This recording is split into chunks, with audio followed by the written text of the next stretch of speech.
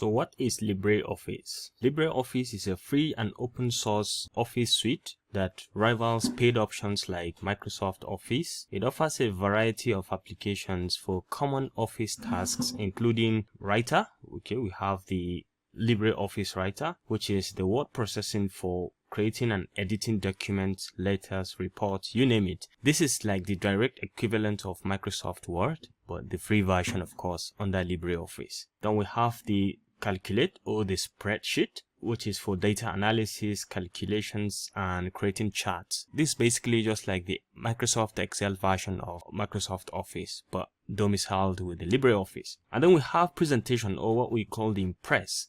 This is the presentation software for creating slideshows with visuals and animations. And then we have Draw feature. Okay, it comes in separate, not like with the Microsoft Office. This is a vector graphics editor for creating diagrams, illustrations, and flowcharts. And then we have the Base. Base is a database management tool for storing and organizing information. Then we have the Math. Okay, this is equation editor for creating and editing mathematical formulas. So generally, if you are looking for a powerful and cost-effective alternative to Microsoft Office, then LibreOffice is a very, very good alternative that I can recommend to anyone. Okay, it's completely free to download, install, and use, and you will enjoy using it. So in this course, we will cover all of the basics you need to start using LibreOffice as a beginner. So these are some of the benefits of using LibreOffice. It is free and open source, no licensing fee is required. You can just go ahead and download and use it on any computer. The open source nature allows for customization and community development. LibreOffice works on Windows, Mac OS, and Linux operating systems.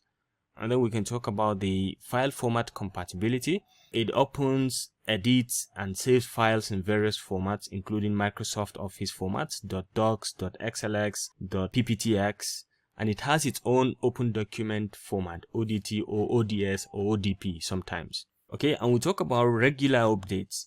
Okay, the active developer community ensures regular updates with new features and bug fixes all the time, and they are easily reachable. And then we can talk about extensible nature of LibreOffice. It supports extensions for adding different kind of functionalities. You think of it, you name it, we have it with LibreOffice. So this concludes this class about what LibreOffice is and some of its benefits that you stand to gain when you start using LibreOffice.